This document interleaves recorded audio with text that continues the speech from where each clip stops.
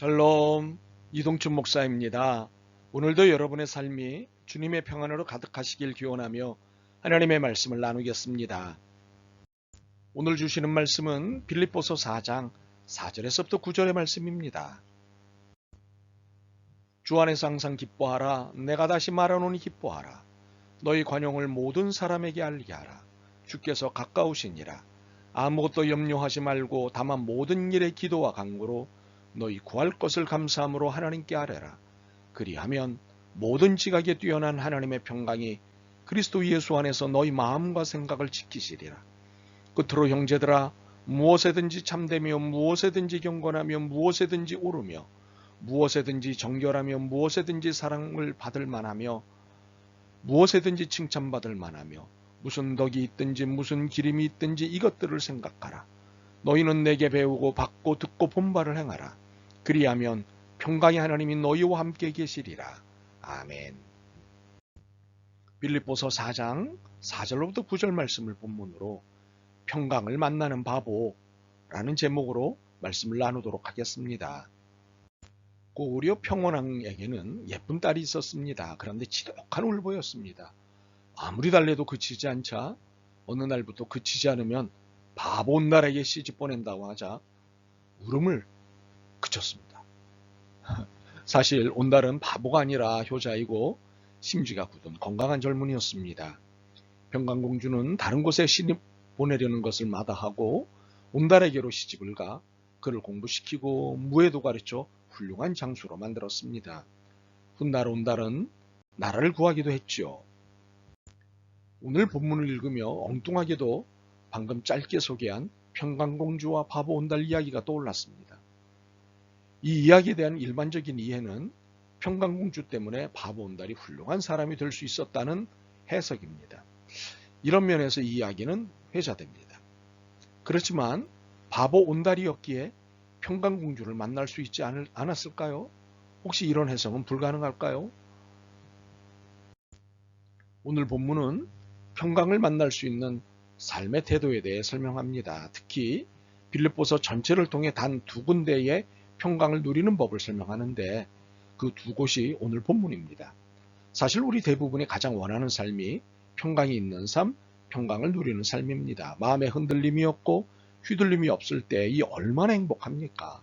하지만 이런 상태로 살기가 쉽지 않지요. 이유는 분명합니다. 무엇일까요? 오늘 본문은 그 이유와 함께 평강을 누릴 수 있는 천국의 비법을 공개합니다.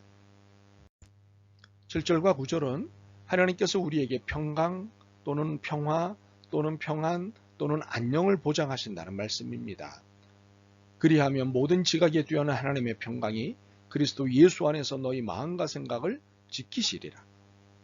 너희는 내게 배우고 받고 듣고 본 바를 행하라. 그리하면 평강의 하나님이 너희와 함께 계시리라. 분명 평강을 보장한다는 말씀이지요. 그것도 모든 지각에 뛰어난 즉 사람의 헤아림을 뛰어넘는 사람으로서는 도저히 상상할 수도 없는 하나님의 평화로서의 평강을 보장한다고 하십니다. 한마디로 우리가 일반적으로 알고 있는 평강과는 그 급이 다르다는 것입니다. 상상할 수 없는 즉 인간으로는 경험할 수 없는 평강이 주어진다는 것 아니겠습니까? 도대체 어떻게 해야 이런 축복을 누릴 수 있다는 것인가요? 본문은 매우 친절하게 그리고 단호하게 설명합니다. 무엇보다도 기뻐하는 것입니다. 주 안에서 항상 기뻐하라. 내가 다시 말하노니 기뻐하라. 사실 바울은 빌립보서의 핵심 주제로 기뻐하라는 것을 강조합니다. 그래서 다시 말하노니 라는 표현을 사용한 것이지요. 이것은 이 태도가 무척 중요하다고 그리고 필요하다고 하는 것을 강조하는 것입니다. 그렇다면 기뻐하면 당연히 평강이 오는 것이겠죠. 웃고 즐거워하는데 평강이 올 수밖에 없겠죠. 그런데 아닙니다. 결코 그렇지 않습니다. 웃고 즐거워한다고 다 같은 기쁨이 아니기 때문입니다. 마음에 흔들림이 없고 휘둘림이 없는 평강은 웃고 즐거워한다고 오는 것이 아닙니다. 억지 웃음이 있고 허탄한 즐거움이 있기 때문입니다. 마음에 흔들림이 없고 휘둘림이 없는 평강이어야 하는데 그것은 주 안에서 기뻐할 때만 옵니다. 이유가 무엇일까요? 단순합니다. 주님이 우리를 붙잡아 주시기 때문입니다. 그렇다면 주 안에서 기뻐한다는 것의 구체적인 태도는 무엇일까요? 이것은 6절과 연결되어 있습니다. 아무것도 염려하지 말고 오직 모든 일에 기도와 간구로 너희 구할 것을 감사함으로 하나님께 아뢰라. 주 안에서 기뻐한다는 것은 아무것도 염려하지 않고 모든 일에 오직 기도와 간구로 하나님을 바라보는 것입니다. 여기에 감사함을 더해서 하나님을 바라보는 것이죠. 이것은 긍정적이고 희망적인 태도를 가지라는 것이기도 합니다. 그리고 만사가 내 뜻대로 되는 것이 아니라 하나님의 뜻대로 된다는 사실을 인정하는 것입니다. 이는 신앙 고백의 일환이 됩니다. 그렇다면 염려하지 않는 것으로 기뻐하는 것은 완성될까요? 아닙니다. 인생에서 난 염려하지 않을 거야 라는 말로 염려가 사라지고 기쁨이 오는 것이 아님을 우리는 잘 알고 있습니다. 염려의 요소를 없애고 염려할 일을 만들지 말아야 하는 것들이 있습니다. 대표적인 것이 미움, 질투, 분노, 경쟁, 비교의식, 열등감 등과 같은 감정들입니다. 이것들은 우리의 삶을 무척 고단하게 만듭니다. 여기서 빠져나오기 전까지는 결국 기쁨의 온전한 자유를 누릴 수 없습니다. 그래서 바울은 그 해답을 5절에 제시하였습니다. 너희 관용을 모든 사람에게 알게 하라. 주께서 가까우시니라. 바로 관용을 베푸는 것입니다. 이것이 염려로부터 벗어나는 큰 길인 것입니다.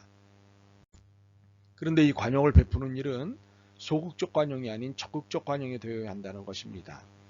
모든 사람이 알 정도로 적극적인 관용이 되어야 한다는 것입니다.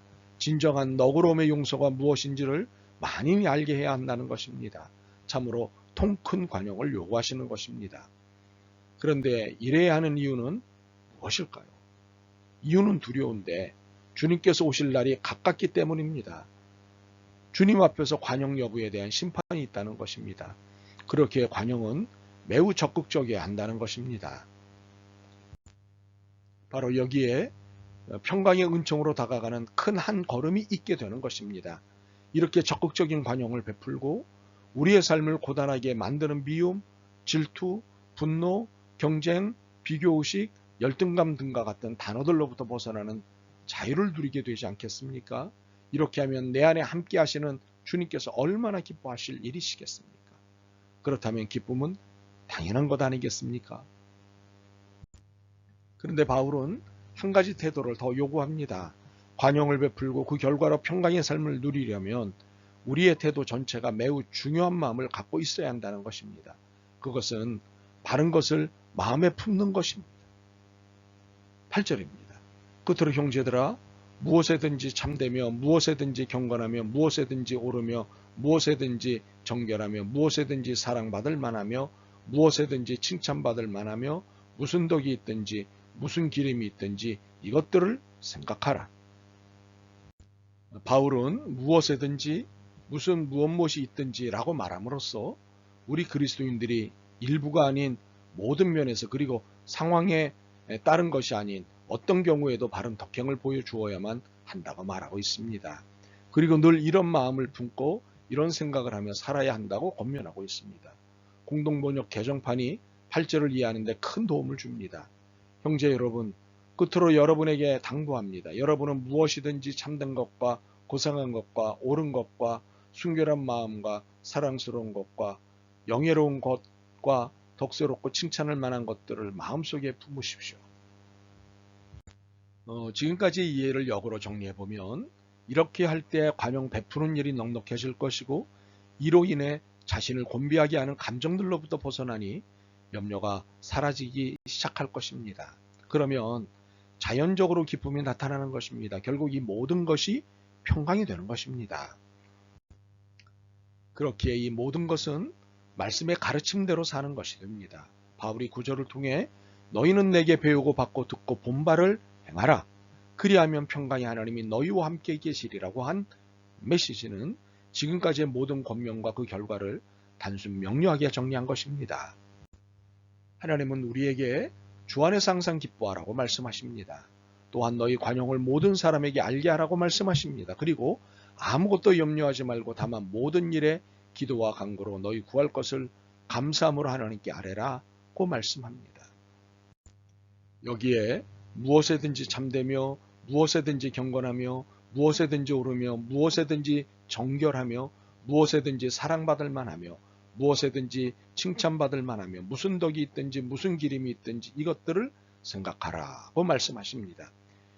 이것은 우리를 둘러싼 환경과 사람 그리고 우리에게 일어나는 사건을 긍정적이고 희망적으로 바라보라는 말씀입니다. 물론 타협이나 꼼수가 아닌 오름의 과정에서 긍정적이고 희망적으로 보라는 말씀입니다. 이렇게 긍정과 희망의 생각과 태도에 의해 말씀을 따라 사는 것이 하나님의 평강을 누리는 삶이 되는 것입니다. 그런데 혹시 이거 너무 어려운데 라며 실망과 좌절을 느낄 것 같습니다. 그러나 7절을 붙잡고 9절을 믿으십시오. 그리하면 모든 지각에 뛰어난 하나님의 평강이 그리스도 예수 안에서 너희 마음과 생각을 지키시리라. 그리하면 평강의 하나님이 너희와 함께 계시리라. 이 평강을 마음껏 누리는 삶이 되시길 기원합니다. 아멘. 주님, 진정한 평강을 누리고 싶습니다. 이제 깨우친 대로 모든 일에 오름의 태도와 생각으로 감사를 담아 주님을 기뻐하겠습니다. 이 거룩한 평강을 마음껏 누리게 도와주옵소서. 예수 그리스도의 이름으로 기도드립니다. 아멘. 오늘도 여러분의 믿음과 삶을 응원합니다. 사랑합니다.